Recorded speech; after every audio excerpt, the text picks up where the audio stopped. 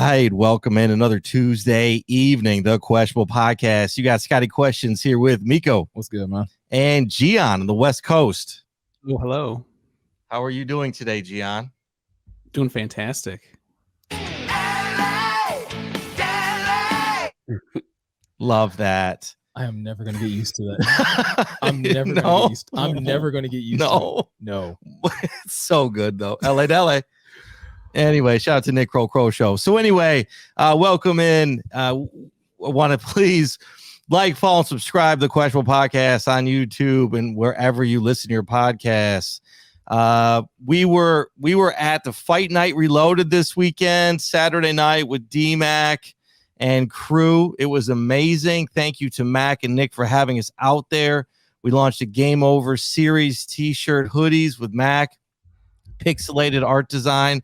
Got a great, we had a great night with that. People loved it. Yeah. Mike wore one down to the Fillmore downtown, and he said people loved it. So, we've gotten really, really great responses for that. So thank you everyone for your support. We appreciate it. It was great to see the Woodward crew there, saw Eazy and company there, always putting on a great show. So that was awesome to see. And it was a great turnout. So again, congrats and happy anniversary to Mac, 25 years. Got to meet Claude Lemieux. Just truly a once in a lifetime experience. So that was crazy. And speaking of that, we got Eazy here today. Eazy, welcome to the Questionable Podcast. What up, though? Thanks for having me. Yeah, man. Thanks for taking the time. Thank you for taking the time. So I'm going to hit a couple wings points while we're talking about them, and then we'll introduce you and hear a questionable moment from you. Okay. So first, so after the celebration, right? The positive, there's a negative, and that's the current Red Wings that lost 11-2. Yikes! I think Bledsoe's got to be gone after this season. I think those that weren't on board are on board now. Locked On Red Wings, those guys finally have turned the corner and agree with us that he's got to go. Thank you. I've called it for what? How long, Meko? I had that on YouTube. Yeah, I've had it on YouTube for a month and a half, maybe. Yeah, it's definitely been over a month. Easy. Yeah, you heard it. We were there early on that one. Anyway, so happy to be right on that. But anyway, but the guys are not playing. But I agree with D-Mac. D-Mac said this the other day. The players still have to show up, and Yzerman is not giving them an easy way out by firing the coach now, right? Letting the coach be the scapegoat now is giving the players the easy way out, and he's making them fight through in order to prove what they have and who they are and show their character, because 11-2 is not a lot of character, and that's on Larkin and the leaders of that team. Less on the rookies. I agree with Mac on that, but more on the leaders of that team. That's what Neil and Mac were saying. I 100% agree with that. But anyway, the quick stat with this is the Red Wings have given up, 2 goals in one game, 3 goals in a game, 4 goals in a game, 5 goals in a game, 6 goals in a game, 7 goals in a game, 8 goals in a game, 9 goals in a game, 10 goals in a game against Arizona, that's horrible. And then, 11 goals in a game. It's the first 11-goal game since the 60s. This is absurd. I want to know if that's the first time like a team has let up like from 2 to 11. Like that's absurd. It's not good. Ridiculous. It's really not good. And that is obviously that's defense. That's the forwards playing defense. It's defensive playing defense. And also coaching. It is not good. Yzerman has to make some moves. I think Jeff Bledsoe will be one, but not during the season. So anyway, having said that, do we want it Eazy or bone to pick? Eazy or bone to pick? I'm gonna let you like take a breather. So let's go to Eazy. So you can Eazy, because you can get a little bit of a breather. Because I'm pissed about this, and then I'm pissed about this bone to pick.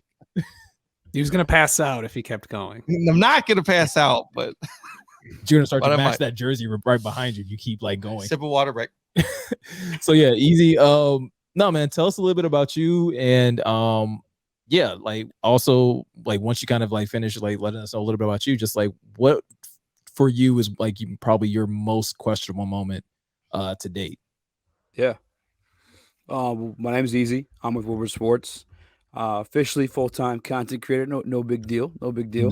Nice. Congrats. That's what's up. Thank you, man. Thank you. It's means a lot because it kind of leads into my questionable moment, which was pursuing this, podcasting and whatnot coming out of quarantine. It was probably, I think it started June of 2020 or 2021. I think it's 2021. And, Okay. first it starts off as a hobby. It's quarantine, and you just want to, everyone else podcast. Literally everybody and their grandma has a podcast, right? But Right. it's something I've thought about for the longest. I mean, I'm sure many people have, and I pursued it, and I became more than a hobby. I became like truly passionate about it, and to the point where coming out of quarantine, hey, it's time to find another job, and I'm like, here's my questionable moment. I'm like, nah, this I'm gonna make this my job. Like this is what I'm fucking doing. Like 20. I'm sorry, I don't know if we're allowed to swear on here, but like Oh, you're no, this is fine. what I'm Yeah, you're committed good. to. Like this is all I want to give my fucking time to. This and my son, and like questionable moment. Like my boy, even my girl, she thought she was slick to try to get like my boy to tell me like, hey, come work with me at this place, blah blah. No, I'm good, bro.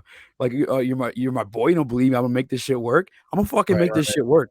You know what I'm saying? And that was my questionable moment, man. Was like, do I return back to like a normal life per se, and punch the clock and for an hourly wage, or even go back to sales and commission, where it's like I did really well when I worked sales and commissions job. It's like, why can I work Sure. sales and commission for myself? You know what I'm saying? Yeah. And dude, it fucking paid off, man. And like it's just beautiful. And like throughout the whole process too, like questionable moment in deciding to pursue that versus obviously, giving up and taking the easy route and getting the job. But like just getting to talk to people, like I mean, Darren's one of them, but all the UFC guys I talked to, all the football right. players I talked to, Glover Quinn, Darius Slay, like the one thing that was in common with all of them is they're human, just like any of us four. But they Yeah. decided to have that questionable moment as well as like, yo, am I gonna fucking like just try to go to school and find like a job in this career, or do I really want to do what I'm passionate about and just go fucking 100% at it, Right. 110% at it, and make it work. And that's what so happens. I mean, Glover Quinn is where it snapped with me the most. I'm sorry if I'm going on a run along, but You're it's fine. powerful to me, bro, because it was a questionable moment. It was like my life. I'm like, So what I remember happened? it What as a did child, Glover say? Yeah, what happened? Oh, I just fucking just kept going hard on podcasting, and then eventually got picked up by Woodward Sports. I was almost a fucking 100 pounds lighter. I was training jujitsu at the time, and the guy who owns our gym was friends with Yeah. Stick. And he's like, "Yo, you're podcasting. Here's this new like podcast network that from this guy I went to high school with, which was Stick." He's like, "Let me try to hook you guys up," and hooked it up, and I was kind of just showing my numbers and like just fucking like, dude, putting my heart on the sleeve and telling this guy like I'm Yeah. fucking like I'm about this shit. Like I might Right. even be more about this shit than you. You know what I'm saying? Like I'm fucking like this is what I Yeah. want to make work. You know what I'm saying? Like if it's with you or someone else, like this is what I'm doing in my life, and not just for like happiness or whatever, do what I want to do, but also set an example for my son. Like I have a 2-year-old son who at Yeah. that time was like 0, you know what I'm saying? And I wanted to like, I guess like Yeah. show him the same principle, if you fucking go hard and something you're truly passionate about, it'll land you somewhere. It may not always be at the very top, but if you can do what you love doing for a living and pay Yeah. your bills off of it, that's success to me, man. You don't have to fucking be number one, although you want to be, but that's the But goal, again, man. it's Be like, yeah, happy. yeah, I second that wholeheartedly, right? I think that's something that I think we can definitely relate with in what we're doing, right? Is trying to follow that same is trying to follow that same model, right? Like it's not easy, right? It's super Not. I guess the opposite is like it's easier to quit than to actually like push through and pursue and go through the difficult times. I think we were just talking about last week. Like I heard a quote from Kev on stage who was like, if you want to do podcasting, but you can't deal with like doing it for a year and maybe not getting the reaction or getting the engagement that you think you should get, you probably should never start. And I think we'll be coming up on a year in what, like June, July, something like that, Scott.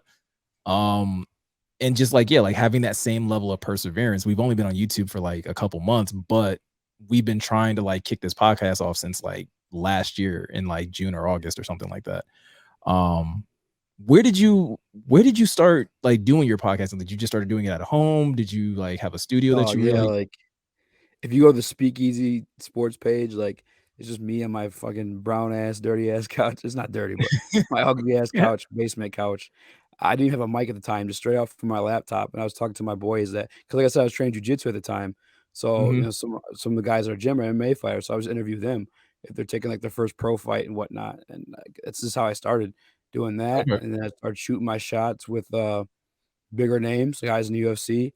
I think what really broke me in, to, I guess, like widening my audience was dude, I wasn't shit at this point either. It's kind of crazy to even happen, but I got Kendra Lust on the podcast. I think she was either like my third or second guest or something like that.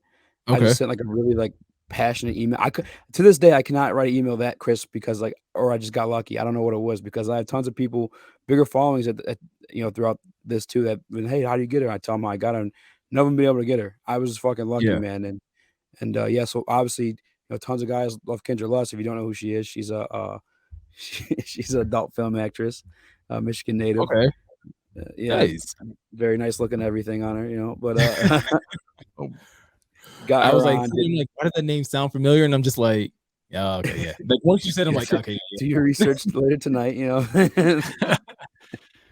But she also liked MMA and sports. You know what I'm saying? So it tied my niche perfectly. She was, one, from Michigan, so she knew a little bit about Detroit sports. Two, Yeah. loved MMA, which I'm a huge fan of. And like three, she's a porn star. So like guys are gonna fucking be, you know what I'm saying? Yeah.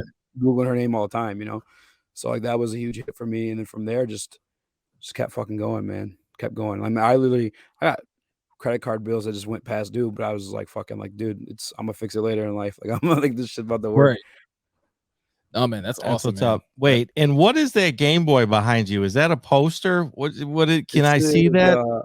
This is Mike Tyson's Punch Out. Yep. As a That's Game awesome. Boy. Yeah. That's pretty dope. awesome. And Meko, those are new. I found those. Yeah, I saw those and I was like, I'll have to show Eazy after. I got 2 Ninja Turtles and the original Transformers posters. I just found my mom. My mom gave me. Goes, here, do you want this? I'm like, yes, the original Ninja Turtles. Yeah, so that's what I appreciate that. All right, so I think we're just gonna move right in on the Lions on Hard Knocks. We got a couple things we want to talk about today, but I think let's just jump in on that.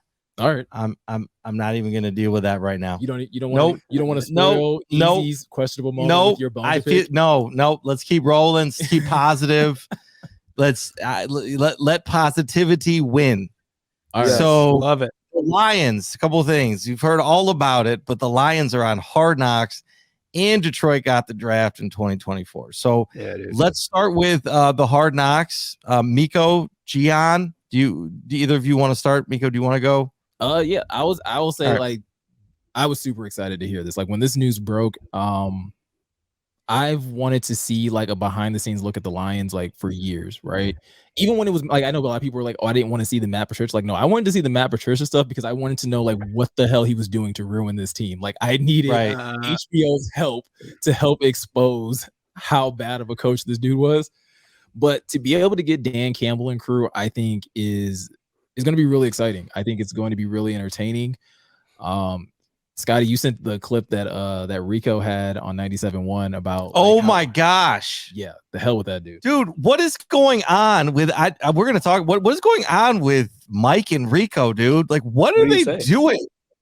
So Rico was essentially just saying that like nobody's gonna want to watch this. Nobody cares. Like nobody cares. Nobody wants to see your knee biting coach that chugs a bunch of coffee. Like basically, right. Nobody wants to see your drunk uncle. Yeah. Right. Yeah. And he keeps saying that, and I get it, but like Dan Campbell is the reason why we have the Hard Knocks. It's going to be hysterical. Dan Campbell, Jamal Williams, and company. Like I don't think you can write that. I mean, what teams are going to have a better story than that? Honestly, coming from. Go ahead. No, obviously he's the biggest star on the team, like without question. Yeah, I just don't understand what are they smoking over there? I think, and that's my other thing. I'm getting back to them is I think that their bit's going to be up when the teams get good in Detroit. What are you going to bitch about? Like they're just bitch about everything, and it's like, guys, what happens when we get good? Now what? Like, what are you going to do now? They'll be in foreign territory at that point, but. I think Hard Knocks is going to be awesome. It's going to be amazing. Now we're fanboying and I like all day long, but I don't really care. I don't even think it's necessarily that. Like, I do think Dan Campbell is interesting. I do think there's a lot of people on the outside looking in that are just like, what is up with this dude that was talking about biting kneecaps a year ago? And no, there's not like necessarily like a big name star on this team, but I do think there's enough intrigue to It's be Dan able to. Campbell. Well, I think it's just like For finding out about a lot of these guys, right? Like there's a lot of guys on this team that you probably never heard of, right? I think DeAndre Swift is going to get a lot of shine. I think TJ Yeah. Hawkins is going to get a lot of shine. Jamal Williams. Jamal's going to get a lot of shine. I think Tracy Walker will get a lot of shine because Yes. of the, what Tracy had to go through. DJ Chark, because they're going to talk about Urban and that whole thing and his journey to where he's at. He'll talk about the culture. So he had a whole Deshaun Watson thing almost go down too before entering the draft when he was at Wisconsin. Yeah. Who did Chark? Quintez Cephas. Cephas. Oh, yeah. So what happened there? So now I'm here. I haven't followed up on this. What happened? So this is like before draft. He basically had a threesome, and the girls like found out he was getting drafted. So they're like, they pulled the whole like it wasn't a threesome thing, but luckily he had text messages and whatnot to like confirm. Yeah, and he was he was acquitted of those charges. But like, yeah, there's a lot of guys I think on this team. It's just that they're not big name stars. So like, it's not going to be. I don't think it'll be a star-studded type of Hard Knocks, but I do think it'll be a very interesting one where the hot button word for the Lions all offseason has been culture, right? And so I think it's going to be like Hard Knocks. Get a look at this culture that's going on here, right? Look at the head coach, look at these assistant coaches, look at how these guys rally around each other, how they, bond with one another. And I think that's going to be really interesting to a lot of people where it's like, oh, like, so maybe it's not just like this is a horrible organization that went just because they went 3-13-1. It's actually not a horrible organization. It's actually well ran. I think that's the best thing that could come out of Hard Knocks for the Lions. I think that's a big part of it. I think the NFL still is dealing with, right, a lot of things like racism, right? After Flores, I think that they want to promote the Lions because I think, John, you were saying the Giants, the Lions have one of the, essentially, we're the cleanest. We're the third cleanest team in the NFL in terms of like arrest records or like extracurricular. There's that. That's the thing. Interactions with the law. Yeah, we're like the third lowest. Well, John, the Hurricane found it. That's what I'm expecting from John, the Hurricane. That's what I want. Hurricane. But no, like, so Rico's comment is like dumb on obviously the surface level because there's tons of people because like get him, John. Get him. HBO's owned by Warner Brothers, and like they're not. I don't think they're just going to give a show. Warner Brothers is not going to give a show to a team just to like, oh, you seem down on your luck, have a go. No, like they're in business. They're selling something, and so they're not going to give it unless they know that they can get a good product. Two, no one wants to watch your drunk uncle. If no one wanted to watch a drunk uncle, reality TV wouldn't exist. So like, he's wrong. Like he's wrong in that. People voted a drunk uncle in the presidency a couple years ago. There's so many people who want to watch drunk uncles all the time. So like he's wrong in that they are a drunk uncle, and he's wrong that people want to see it. Like, yeah, just go loops back to what is going on over there. I feel like they're just.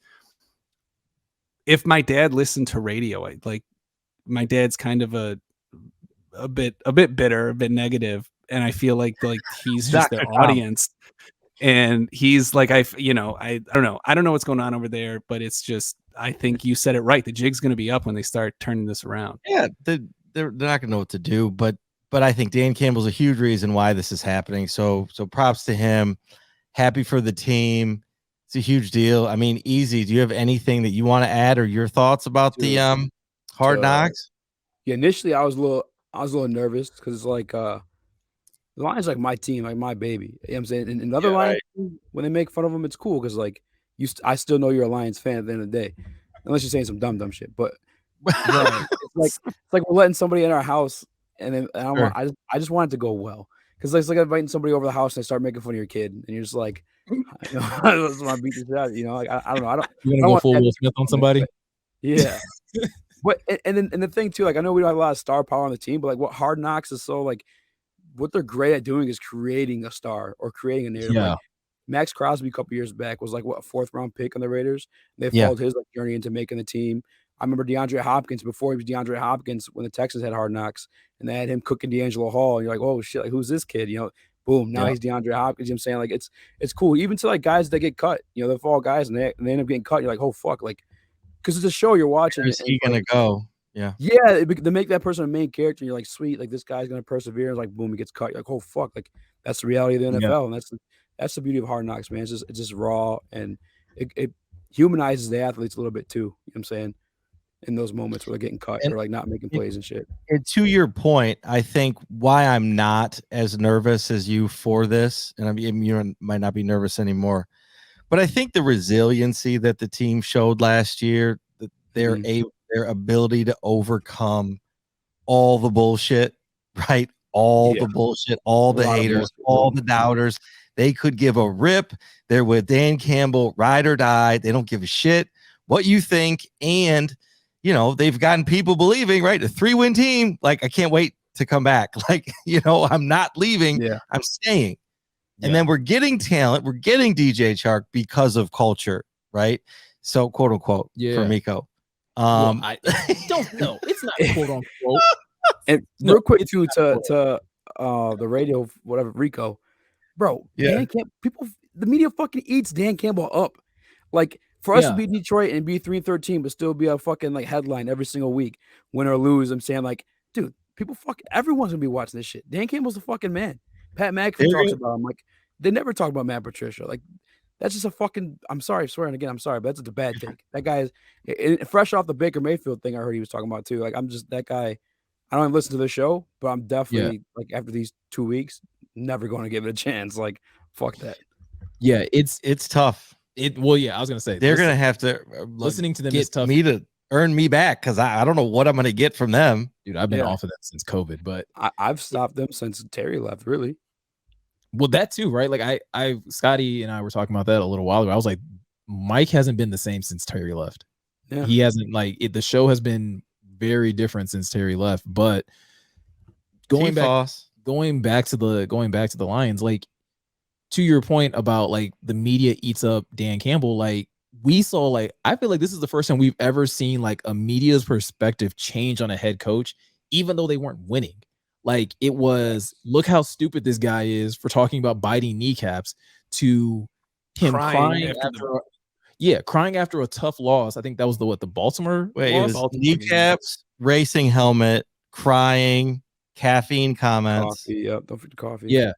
But it like after the crying, like the whole perspective changed because like anytime you see somebody like a head coach or a player cry after a regular season game, like obviously that's going to get media attention.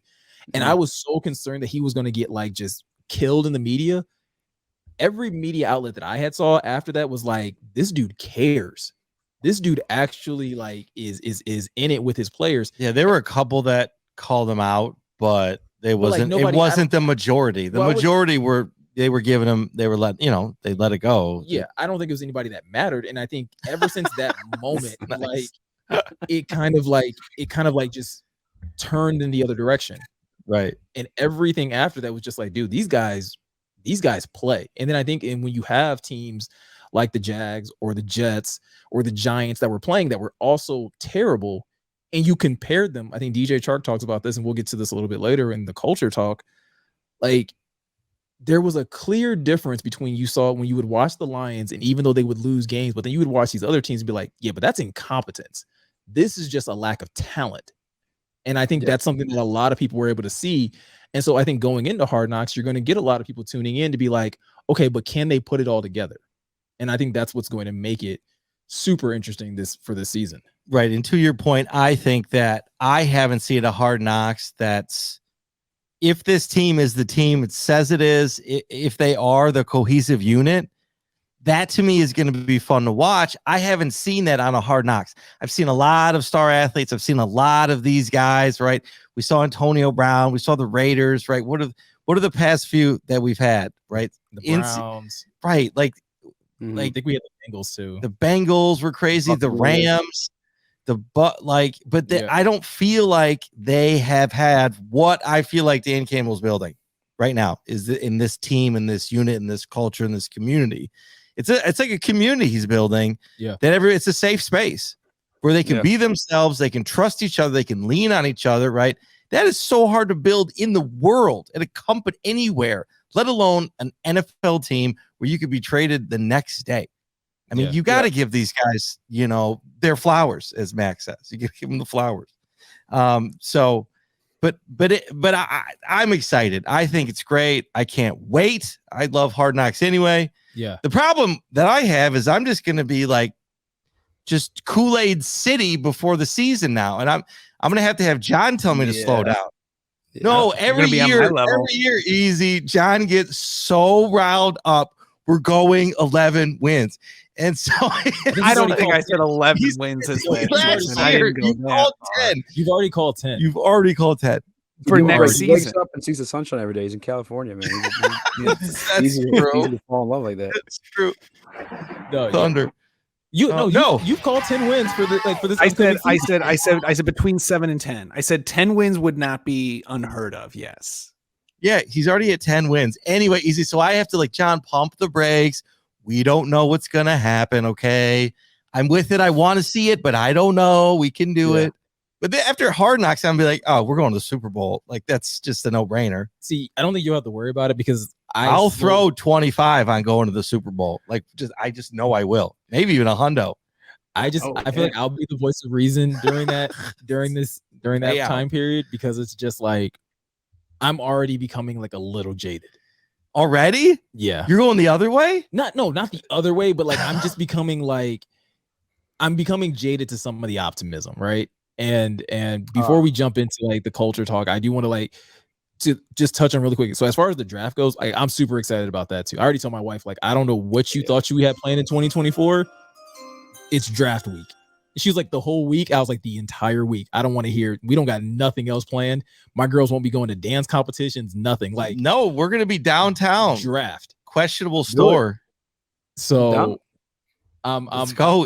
We'll have to put together something super dope. John, you'll probably have to fly out. Yes, John, you're gonna have to come out. And that's what I'm flying out for. I watched an interview. I watched an interview with Rod Wood, and he said they were going to do. They're going to have at the Fisher, it was where I think the actual draft, the actual location is going to take place. He said, but they're going to have activities at Ford Field and Little Caesars Arena.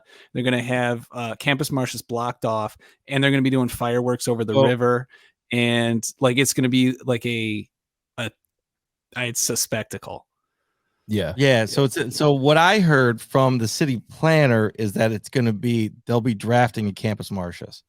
That's where the tent will be. Yeah. So that's where the tent will be. Is campus? I heard Hart. Oh, maybe he meant because he definitely said that they were gonna have live music. So maybe live music.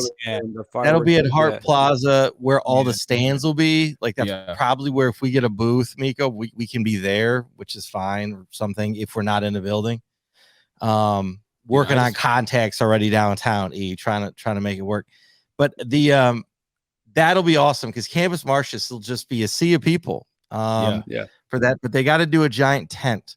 So I just think that tent is going to go in front of the what's its face, the old Contour building, the Rocket Mortgage, Quicken Loans. So right at that front entrance, they typically have concert stages they put there, right? And so that's facing out. You'll be the commission will be facing the river. Gotcha. So the backdrop will be the building because there's nothing there, but you looking out, it should go the other way. I feel like that's where the concert's been set up. So they'll set up the tent there because we'll be backstage doing the name and numbers in real time. By we, the company we work for right now. So anyway, but that's so that'll be interesting. So do you guys ever future events like that? 2024, that's 2 years away. You ever wonder dude, I hope I'm alive to be there. God, happens every fucking all the day. Come on, hook me up. No, trust me. I was I don't care what's happening. I don't care what type of sickness I get. I'll be in the doctor's office. Be like, I hope I'm alive. Doc, you got to let me make it to 2024. April 28th. I got to make it to the draft. I just need to be there for one day. Time is running out. That would be I'm hoping so. I'm expecting just an incredible showing by the city. But okay, so do we want to talk drafts? Yeah. She'll afford her flowers on this one. Yes. Everyone likes to throw her name in the mud with like the family members from before her. Dude, she's done plenty of things to show that she's either like aware of it or just straight up just different. I'm saying from putting an office in between Campbell and Brad Holmes herself, from fucking reaching out to Calvin to try to fix it. And then you obviously saw he posted that stuff on social media. So like, I'm sure it was a paid social post. You know what I'm saying? Like, dude, she's Easy. What did he post? What did Calvin post? He posted like a workout video or some shit from there. Or he posted 2 Twitter posts from inside Ford Field, like in like the tunnel and stuff like that. Like it was like probably a month or 2 ago.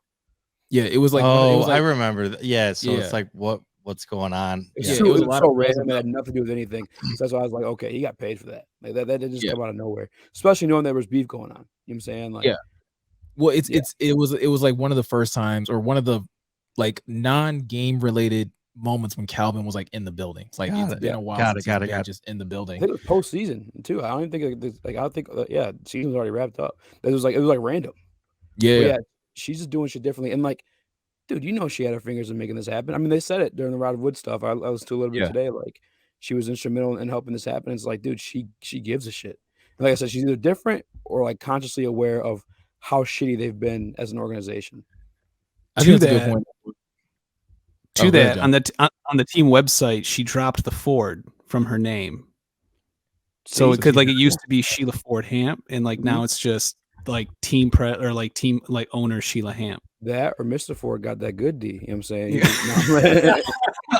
Or Mr. Hamp, I should say. Mr. Hamp. Mr. Hamp was like, you gonna drop that Ford, baby. Yeah, we gonna drop that. You know what I'm saying? No, but I think that's a good shout out to you, to Mrs. Sheila Hamp, because I think that's a good point, Easy. Like she even just like seems excited about the franchise, which I think is another like element to it. So when they were like talking about like what they had planned, I caught a little bit of that press conference, and they're just like they're like almost like giddy about the fact that like they get to do this. And I think the cool thing about it is that it's not just about the Lions, right? Like they're very intentional about, we want to show off Detroit. We want to make everybody aware of how much better Detroit is versus what you may have thought about it previously. And I think that to me is really something that stands out. To your point, right? About like either she's different or she is very aware and she's very cognizant of all the things that people say that the Lions haven't done. And so she's making a point of being like, okay, well, we're going to address these things because these things matter to the fans. So I'm with you. She definitely deserves, her flowers and it's like almost basically a standing ovation for what she's done up to this point. So, and having said that, Meko, I agree with you. I agree with all you guys too. I think that the way in which you're saying that they're giddy and they're all excited, right? I think all 3 of them, Sheila, Brad, and Dan, I mean, they have something to prove.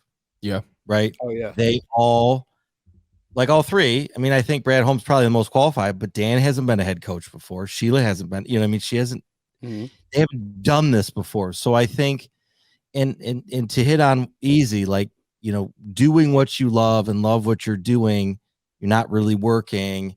I think that they've all found what they want to do. They've gotten themselves to that position somehow, and they're there.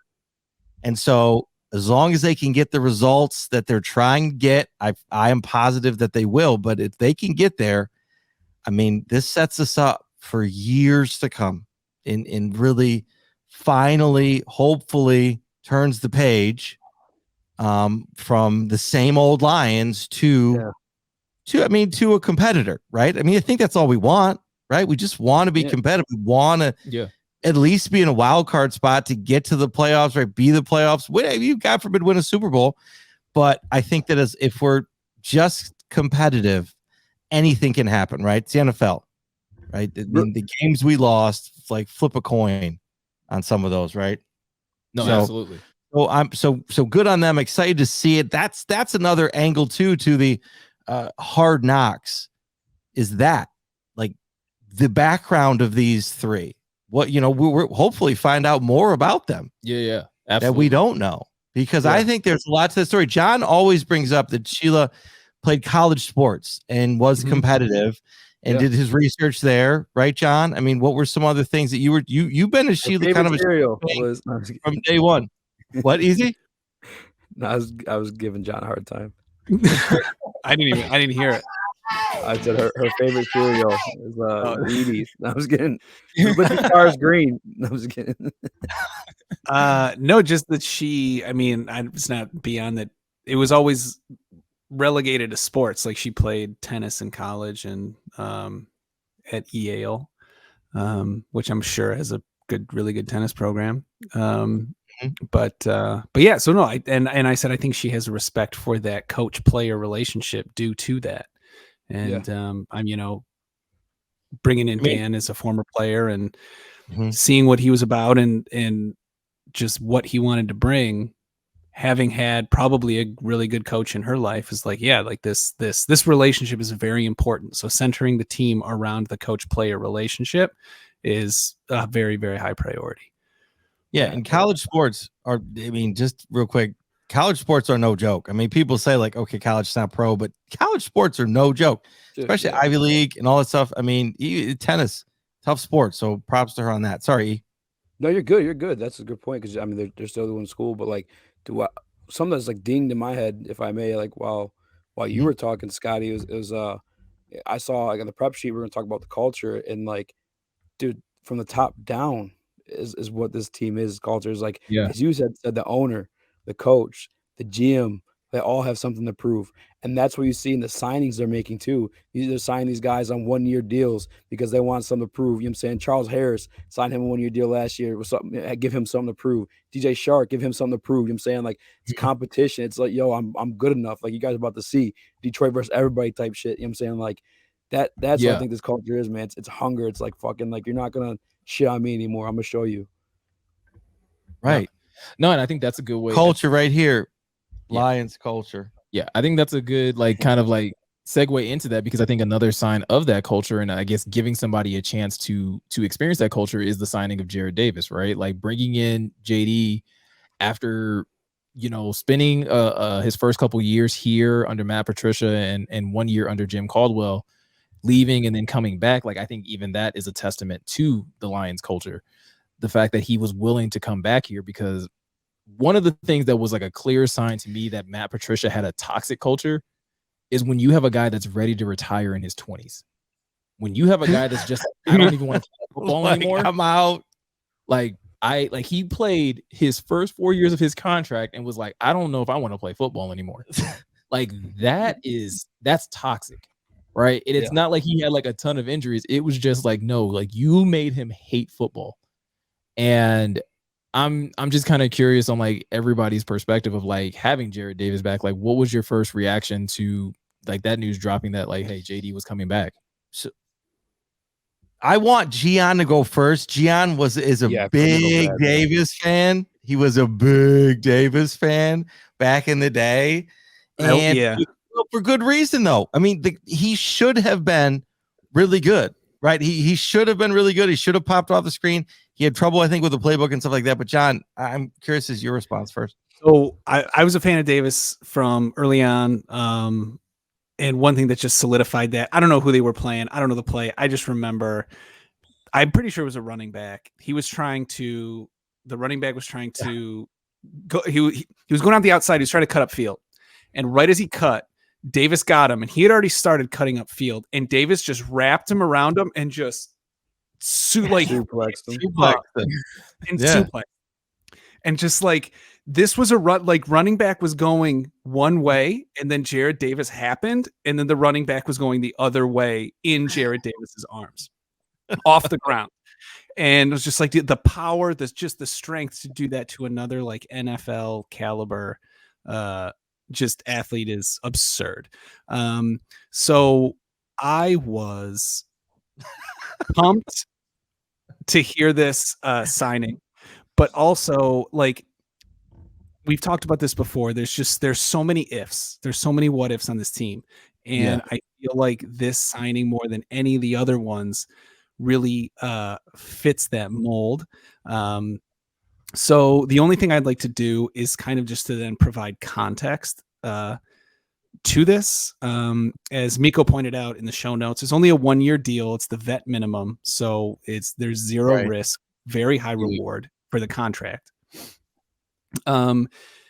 First and foremost, as Meko already said, Matt Patricia kind of was his like deep dive into playing at the NFL level. And I mean, if you didn't need a reason beyond that, he didn't have a great season last season. However, Jets coach, is it Saleh or Saleh? Saleh. He came out and said he was dealing with an ankle injury and he tried to rush it back. And so he ended up missing like half the season. When he was playing on a bum ankle. So right. He did, Davis got a press conference and was like, oh yeah, you shouldn't rush injuries. Rushing your recovery is not a smart thing to do. So it seems he's learned his lesson. But Saleh did say, he only had glowing things to say about him, specifically commented on how he, quote, has his head in a really good spot.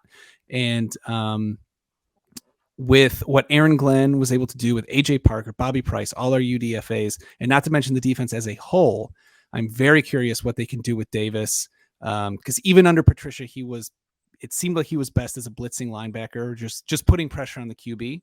Right. And I expect a lot more of that with, it seemed like always like his problem was like his angle of attack.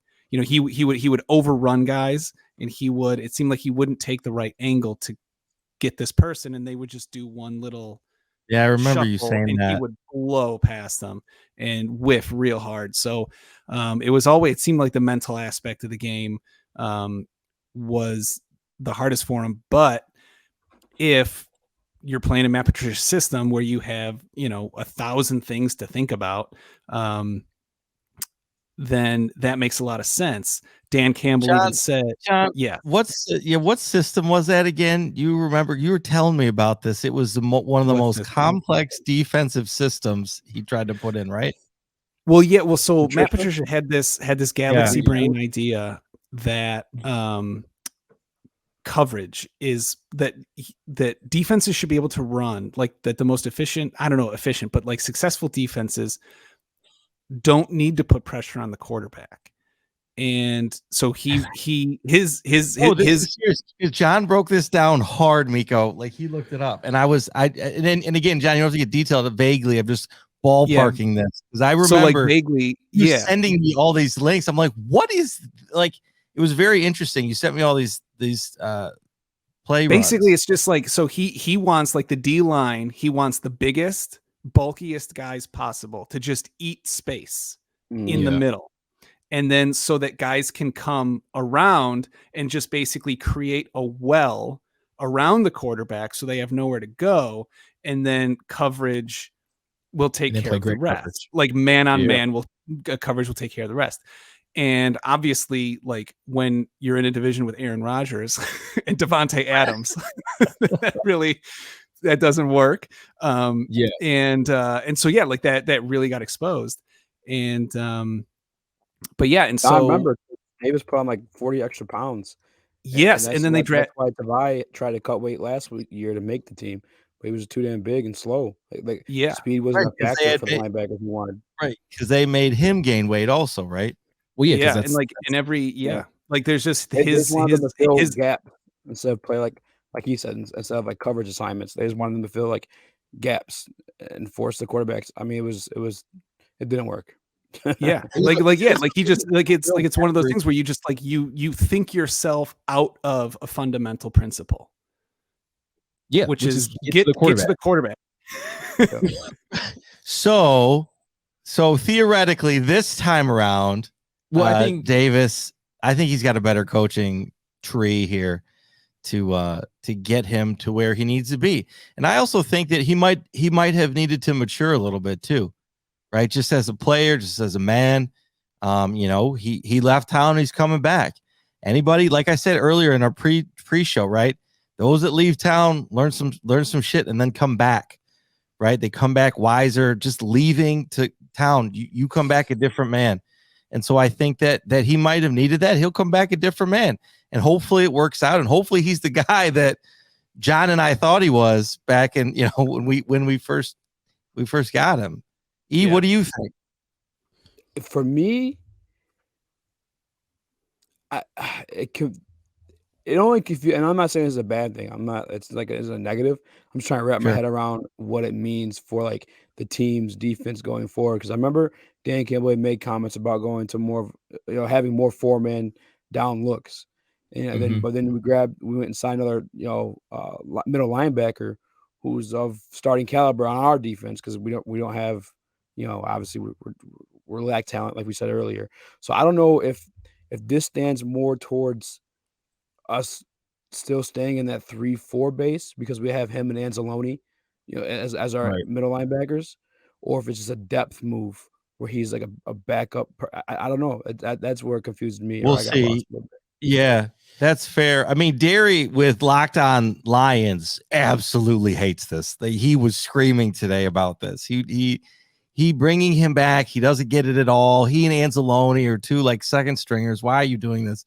I mean, they're like, he just doesn't get it. He says Derry, and again, I like Derry. I do. I listen to him a lot. I mean, I do like him. Because he knows Jeremy and them.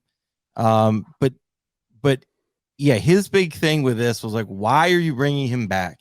Like he just doesn't see it. All the other moves, okay. Resigning everybody else, okay. But bringing him back, So he was just. But I don't know how to. I don't know how to argue. I'm just telling you what he. What he said. Yeah. Well, he doesn't have like a base argument. He's just mad for no reason because, like, again, he's not paying him a lot of fucking money. Like, what's bringing him back hurt? Right. It's And I think the argument, a depth piece, or we're going the two middle linebacker out with a 3-4.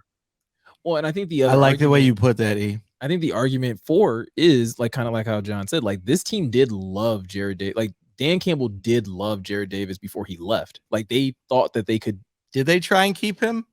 A little bit like I'm sure they probably did, but when you give when New York comes in and is like, hey, we'll give you $5 million guaranteed. No thanks. You take he also had a $5 terrible experience here too. He probably just needed to get out of town. Yeah. Well, and I think that's what I'm saying. Well, I think that's the other part of it too, right? Like you spend 4 years, and 3 of those 4 years where you're probably like emotional, like listening to Jarrad Davis's press conference made me feel like, dude, he went through hell in 3 years. Bro, I felt the same thing, bro. I was like, dude, dog went through it. Like he sounds like he's like been like reborn almost. Like I don't know, it's weird.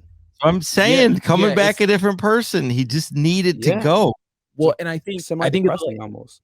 Well, that's what I think. I think it was a lack of trust in just being like, I don't know if I can trust this organization to bring in somebody that's actually going to try to build me up. Because I do think, obviously, we don't know this, but I almost kind of feel like he was probably torn down, like emotionally. You kind of heard like some of that, like as far as hearing criticism, and I think that's criticism all the way around, right? Like I don't think it's just coaching. I think it's coaching. I think it was media. I think it was fans, and so I think there's an element of it where you're just like, dude, I don't know if I can trust anybody to build me up from this point. Like I've been torn down for 3 years.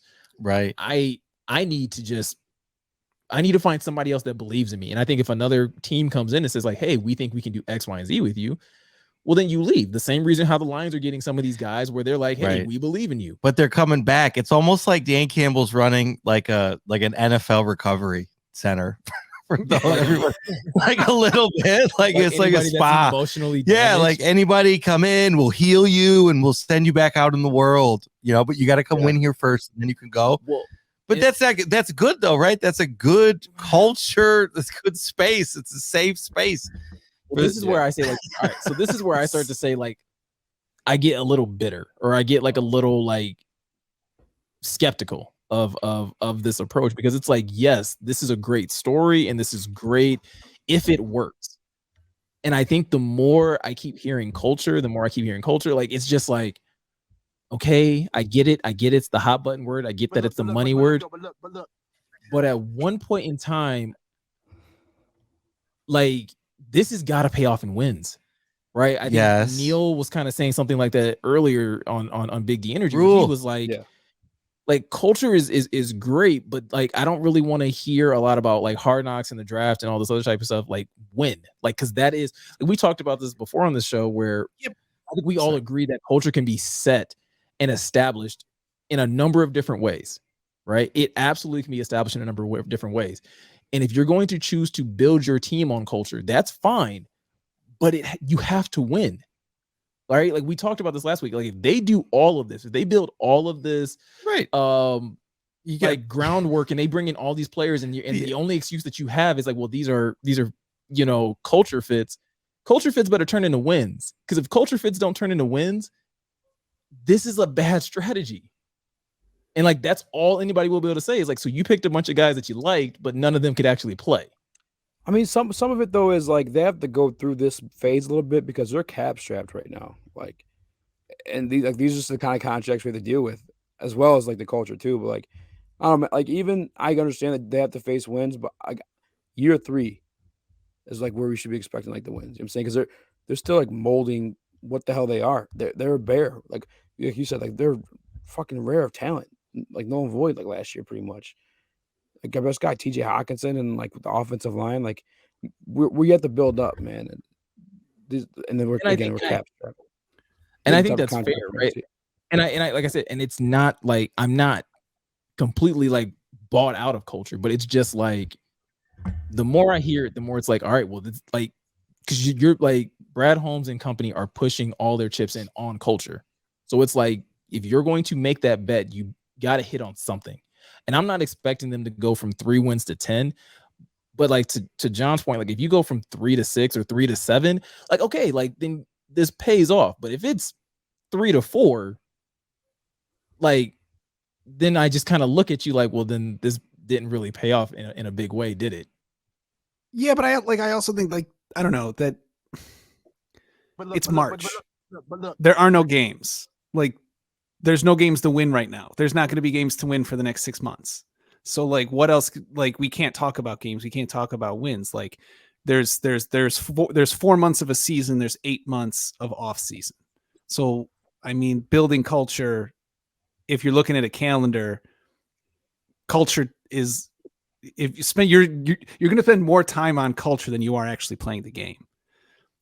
And yes, I agree with you. It does need to translate to wins. Yes, you need to see results of this, but like that's all there I'm are saying. No games. It's March.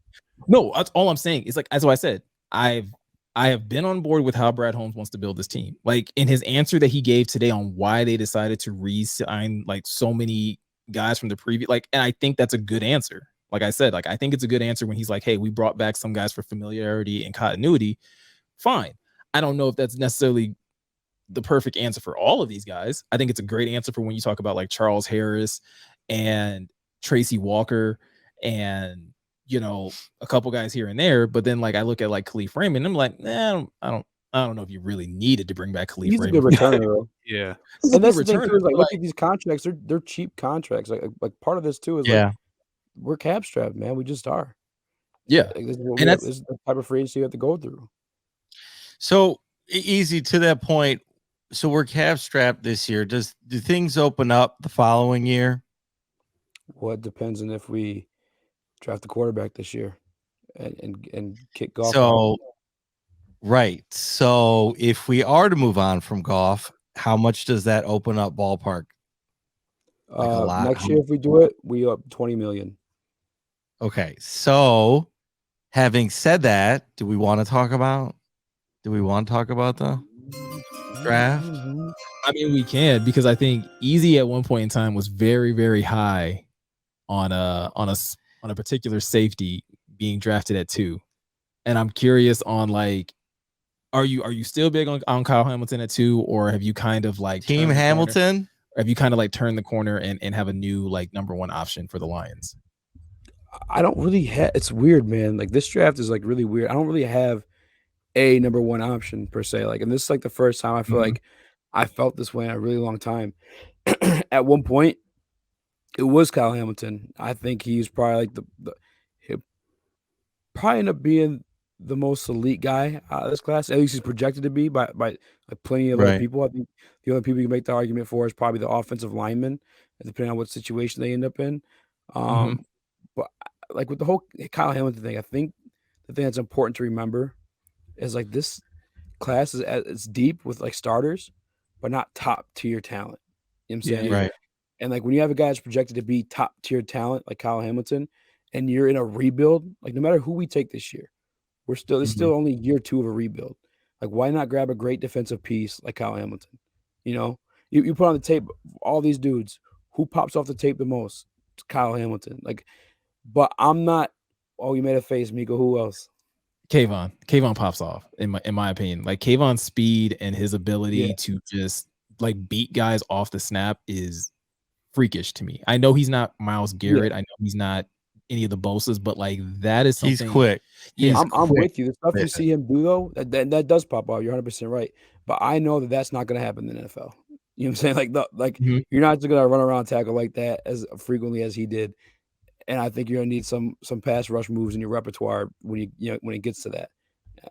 And dude, the conference season is pass happy as hell. He should have just as many sacks as Aiden, if not more. You know what I'm saying? No, and I think and I think that's fair, right? I think when it comes to Kyle Hamilton, I think something similar could be said, right, about like what you're saying about like Kayvon, like he probably won't be able to make as many plays.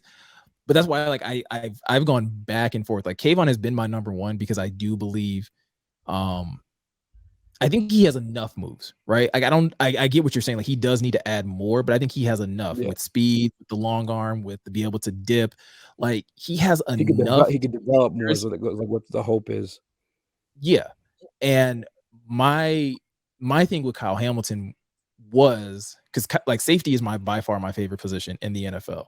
So biased. My only thing with Kyle Hamilton, and it was really like Kyle Hamilton at 2. If the Lions were picking at 5, I would have no qualm whatsoever about Kyle Hamilton.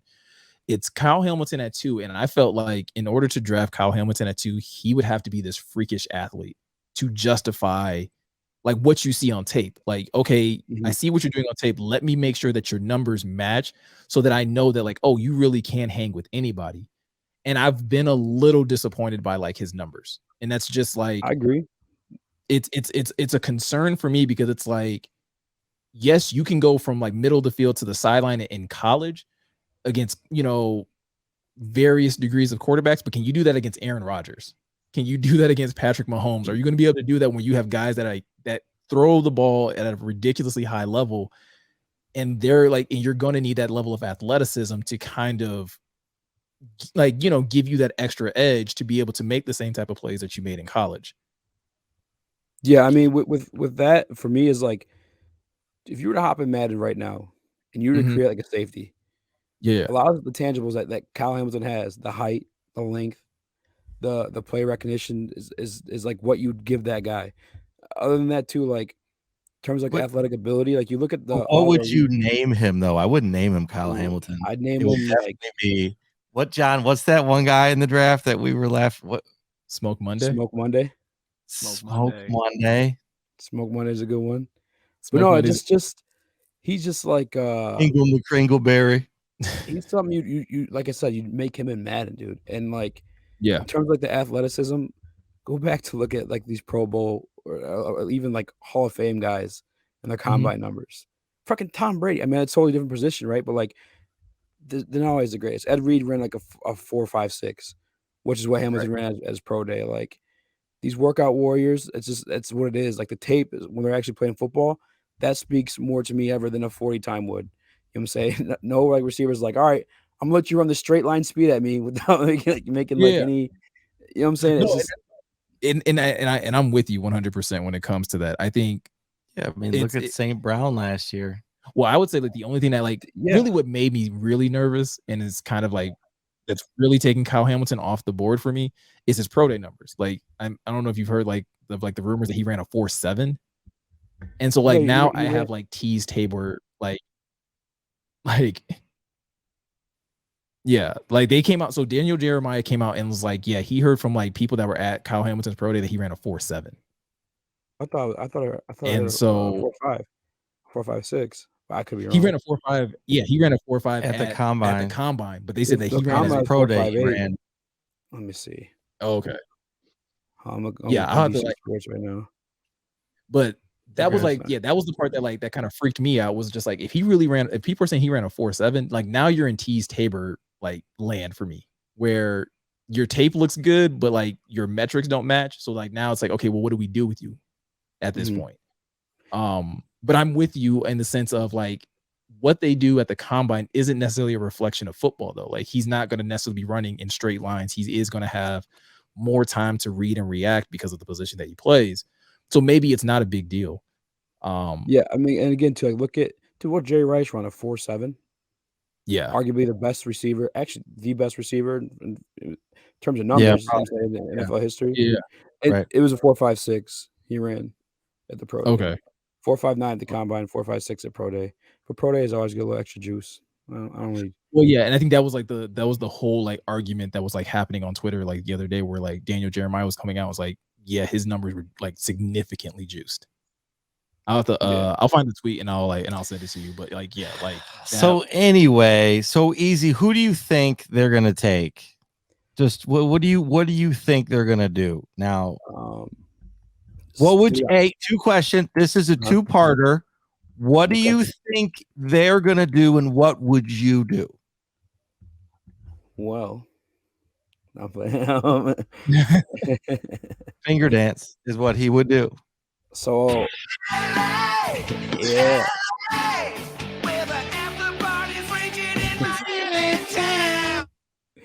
Being a part of Woodward Sports, and we have sources now, which is kind of crazy, right? I have sources now. Yeah. And 3 different sources piecing the story together. I got my answer today when a report kind of confirmed like the whole situation. So we have a very reliable source. You guys might have heard this already, but we have a very reliable source in the Jaguars front office. And there are teams calling to, see interest in moving up to number 1 to beat Detroit to Malik Willis. Now, the other thing too is, Brad Holmes loves Kyle Hamilton. Brad Holmes loves Kayvon Thibodeau more, but neither of them at 2. So it sounds like they want to trade back, given the opportunity. Even if Willis is taking number 1, they still plan on trading back and try to land either Kayvon or Kyle Hamilton. Which, if you look at mock drafts, both those guys. Well, I don't know about Kyle as much, but Kayvon's fallen pretty deep, obviously. And then you get the extra draft capital along with it. Which we have a GM like Brad Holmes. You want more draft capital, in my opinion. Yeah. Give him more chances to pick a winner. You will give him more bullets to fire. And he can. That's fair. I'll give you that. Okay, so wait. So hold on. You've heard it here second, because I'm sure you said this today, but I actually haven't got to say it yet. No, but everything I confirmed today when Brad Holmes talked about, like, yeah, he's been taking it here first. Questionable podcast exclusive.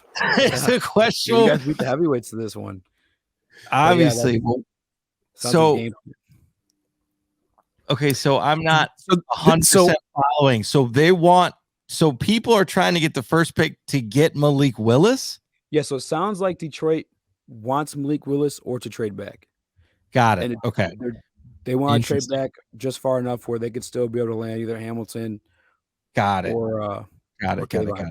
So if somebody wants Malik, they got to go to 1. If we stay, and somebody's got to go to 1 if they want Malik, because we'll probably take him at 2. Correct. Or if and again, this could also just be us trying to hype up the 2 pick to sell to someone who wants Malik. I mean, that could be a 2, but if sources are correct, teams are trying to jump Detroit, or at least calling to see what they got to do to jump Detroit to get Malik.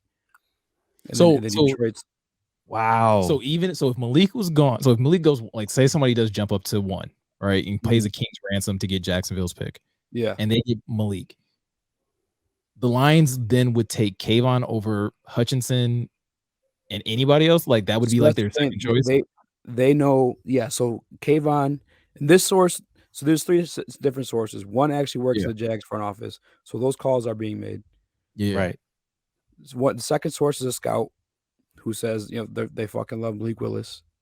Mm-hmm. And the third source, this is like the kind of sketchy one, but when the news came out that they were fielding calls today, kind of confirmed a little bit, is that Kayvon was number 1 on their board. Okay, interesting. Which obviously, with him falling back all the character stuff, you don't have to take him at 2, right? So you can shuffle to move back a little bit and land him. And if you don't land him, you still have Hamilton there, which he said the other day too, that he thinks that our strengths are the defensive line and offensive line. He wants to build around the perimeter which Okay. obviously perimeter be like your defensive backs, receivers, and stuff like that. I mean, it speaks Hamilton a little bit there, but Right. that's what I expect to happen.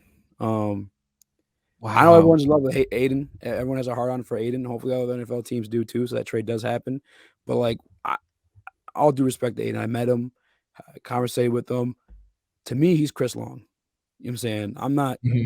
Got it. Come on, Chris Long's nice. You know what I'm saying, but like, I'd move back and take a gamble on Kayvon Thibodeau and get some Well, see, more Right. like, along with it. yeah, I was gonna say like Aiden to me is to be a little more recent is Trey Hendrickson for the Bengals, right? Like, Yeah, probably like and that's like the high side of it, you know.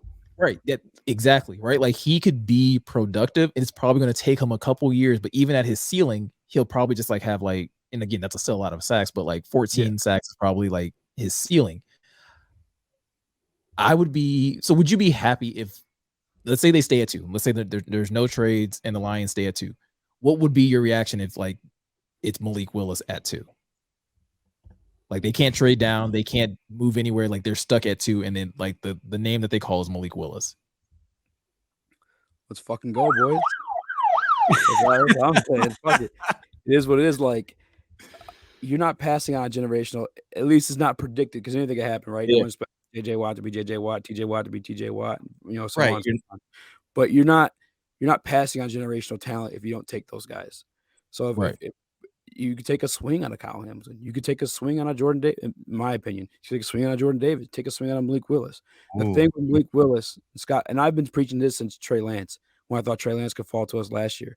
Nothing, and my boy Scott Bischoff pounds us into, nothing would turn your franchise around for the better like having a quarterback on a rookie deal. Right. Whether you start him year 1, whether you start him year 2, because bam, that frees up that $20 million in golf's cap space. There it is. It's fucking gone. And then you start building a fucking team with some actual talent. No more 1-year deals. You go get a fucking dog, you know? And I'm not, and listen here, like I said, I've been team Kayvon, so, but I said last week when we talked about Malik, like Malik is my second option. Malik, to me, it's Kayvon and Malik for me, as far as like if you want this rebuild to go really well. Because I believe that they have that generational talent that you're talking about. I think Kayvon has that talent, and I think this staff could bring it out of him. I think Malik has everything. Like, I think he has talent. He does need some refining, but he has the talent and the character that fit this team, that fit everything that Dan Campbell would want. So if you didn't want to go defense because you're just like, no, this kid right here would set us up well for the future, it's just a different avenue to take to rebuild this team, right? You know, we hear it all the time in the NFL that it's pass rush and quarterback play that are like two of the biggest, you know, impact players on teams. So in my opinion, you can't go wrong with either of these two options, whether it's Kayvon or it's Malik. Yeah. And to be honest with you, like I don't think you go wrong fucking anywhere. This is only like year 2 completing the process. Unless you go offensive line. Offensive line is kind of like, all right, what are we doing here? But, if it's offensive line, I'm flipping tables, bro. Like, I don't think they're gonna do that. No. Yeah. I've been on the Malik train for a while now. And I'm still on it. I think that, in my opinion, Malik is, and like I've said, since I've really got to know and look at his tape and like the leadership stuff, the leadership qualities. I mean, we're rebuilding. What do you need? You need a leader. You need a Russell Wilson type that's going to get the guys together, rally the troops. Let's go. Like I said it during the season last year, there's no leader on the field. Jared Goff is not that guy. I mean, he can get the ball, he can throw, but like Dan Campbell had to step in to be the leader, call the plays, and he had to be the guy. He has to pass it. He can't be the guy forever. For this team to win, someone on the field has to be the leader. We don't have that person on the team yet, and I think that's a Malik Willis. You get him, there's your leadership. I don't care, like nobody else, and I think it's going to take someone special to lead the Lions through a Lions type of a season and a couple seasons, because the Lions, you know, our luck is not like others, right? We get dealt some shitty ass hands, and you're going to have to be really positive and have faith to get through it. And I believe that Oh, Malik's Malik coming with plenty of faith. That's what I'm saying. That's what I'm saying. So I think he is the guy for us. I think that if it's meant to be, it'll just happen at 2. I don't think anybody trades up to get. I just don't see that happening. I'd be shocked for them to do that because there's other solid quarterbacks. I don't know if the Steelers do it. The Steelers love him. I mean, I did hear that. So I don't. Yeah. I think to Easy's other point about like, again, they want to stay in that range where they can still get one of these guys. Like I think that almost kind of limits your trade partners a little bit, right? Because if you still want to stay in a range where you could get Kayvon or you could get a Kyle Hamilton, what does he got to stay in the top 12 for that? You got to stay like almost like top 7. Yeah. Yeah, like top because 8. if you're the Jets and you have 2 of those picks in the top 10, or you're the Giants, you have 2. Like you're playing with house money. You can take whoever the hell you want. Which you see, Atlanta's number 8, right? New York, both New York teams have two picks in the top 10. Like there's you have the Panthers or quarterback hungry. Like there's still teams that like you could land where you want to be that are trade partners, possible trade partners. Seattle makes too, a bunch of picks. Yeah, and we have the perfect situation to sit a guy like Malik Willis. Well, yeah, and I think that's the other thing too. That's a little like, we talked about this a little bit as last week as well, because people always have this adage of like, well, you can't. Well, yeah, because John is very anti Malik at 2. John, let me get you. Like, John, you jump in because we've been talking a lot about like Malik. Hold on. I know you're squirming on the inside. Wait, hold on. Let's walk him in. Oh, come on. You're gonna beat that thing into the ground. You're just gonna beat that thing into the ground. 110%. Don't worry about it. I have like 7 other sound effects coming next week. I've started cutting them up already. Unity. Anyway. So yeah, John, tell me how you're feeling about this possibility of Malik at 2. So I texted you guys earlier. I watched that one-on-one with Brad Holmes. Brad Campbell. Have they fused together? Have they done the Dragon Ball Z like fusion dance? Like that's how Brad Campbell. T-shirt. I don't know. That's a rough one. So and I immediately texted you guys and I was like, is it just me or does it really sound like he's like really open for business, like not just smoke screen, like really for real open for business at 2. Like, and I've been hearing rumors that another way to say a deep draft class is a weak at the top class, which is what you just said, Eazy. And so, yeah. And I just think Malik, I don't know, fits that. Do you guys honestly expect him to be shaken? Hold on. So some of the situations he got himself out. So like we were just talking about Hutchinson's ceiling and Hamilton's ceiling, and is he going to be like against college players? Is he going to be able to do that against Aaron Rodgers? Is he going to be able to do that in the NFL? Some of the situations that Malik Willis was able to get himself out of with his athleticism, that same argument applies. Is he going to be able to do that at the professional level? Now, I am also on board with what Campbell and Holmes are doing. So if that number comes up at 2, I'm gonna say, okay, they obviously think he's the guy. And with what they were able to do with Oruwariye, what they were able to do with Parker and Price and Harris, I mean, I just kind of am in this situation where, okay, like they have earned a certain amount of trust, and it's not small. They've earned quite a bit. But I will be a little not disappointed, but like, yeah, I don't know. Scared. Would you question it? Would you question it a bit? I don't know. I don't know if I'd question it, because that would make, because like, I mean, the whole thing that we've been talking about is, are we on board with their plan? And I think we all are. We all think that they're the right guys for this job. They're the right guys to turn it around. And so, I feel like I side on it though. Would it have you like side? I can't. A little, but like I guess my point is I can't pump my fist in the air for when they signed Jarrad Davis, and then when they draft Malik Willis, be like, side eye. Like that's trying to like have it both ways. I feel like. Easy. So, What were you gonna say? I want to say this one thing too, to all the people like, because there is some ugly tape on Malik Willis, but God damn, that offensive line at one point ranked at the bottom of college. Oh, football. it did. I didn't know that. Well, if you watch him, like those situations you see him in, like you're saying, oh, he had to make these plays. He's not going to be in those situations in Detroit because, dude, there are scrubs there at Liberty, and he is raw. Like, he does have like He does need to be coached up. pretty. But he's got that like. Do you ever see like Rodgers or like Mahomes sometimes, and it feels like they just flick the ball? Yeah, He's got that. You know what I'm saying? I think it's refine that because he's going to have time in Detroit's pocket for sure with our offensive line. You know what I'm saying? Like. And I think there's another thing that people and forget. he does have wheels to get out of it in case, which will help him from getting hurt. That's what I was going to say. Was issues with Stafford, Goff. They're not mobile; they get hurt, right? Like Russ and those guys that can move and are built. Like, do you see Malik's calves? I mean, dude's got monster legs. Yeah, like that type. I mean, I'm not saying you're not going to get hurt, but like it's built to last, right there. How know what I mean? tall Like, is he? Do we know how tall he is? Well, he's 6'1". Is he like 6 foot? I think. I think he's like. It's like to me, he's like a Russell Wilson prototype. Like it's like an epic leader of men with wheels. I think he might have a better arm than Russell though, but maybe less accurate. He has a lot. Yeah, I think his arm's a little more alive.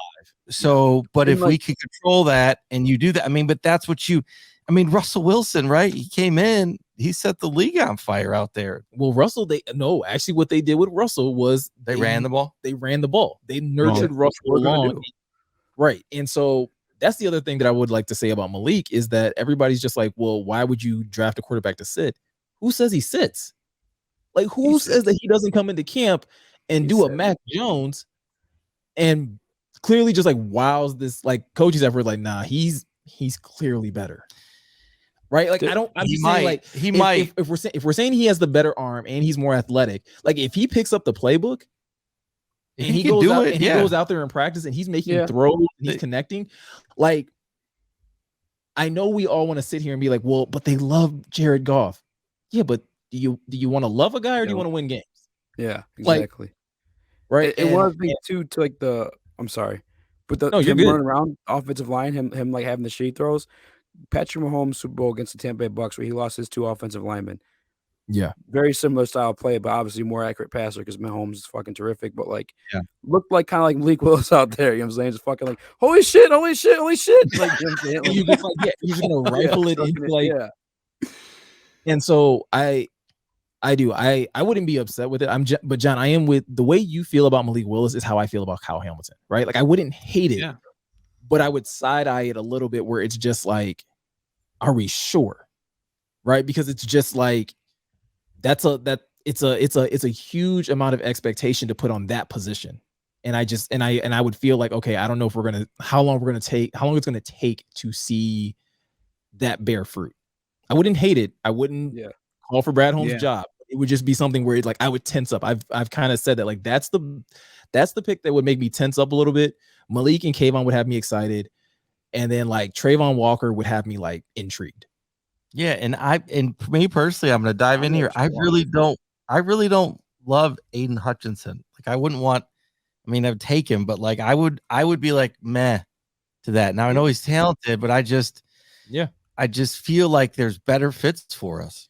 In all honesty, like, and again, this goes back to a little bit of my culture take. Like that, Aiden Hutchinson would feel like the culture pick, and it just wouldn't feel impactful enough. Like I would feel like you picked him because he's a Dan Campbell guy. Yeah, kind of, right? I'm like that's what I'm thinking. It's like it almost fits too close to home.